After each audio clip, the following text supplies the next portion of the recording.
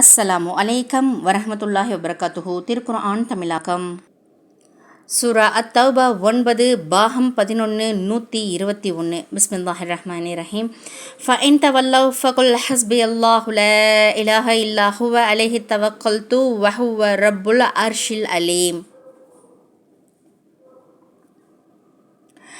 நபியே, இதற்கு பின்னரும் அவர்கள் உம்மை ஏற்காது விலகி கொண்டால் அவர்களிடம் நீர் கூறுவீராக, அல்லாஹுவே எனக்கு போதுமானவன், அவனை தவிர வணக்கத்துக்குரிய வேறு நாயன் இல்லை, அவன் மீது என் காரியங்களை ஒப்படைத்து முழுமையாக நம்பிக்கை வைத்துள்ளேன், அவனே மகத்தான அர்ஷின் அதிபதியாவான்.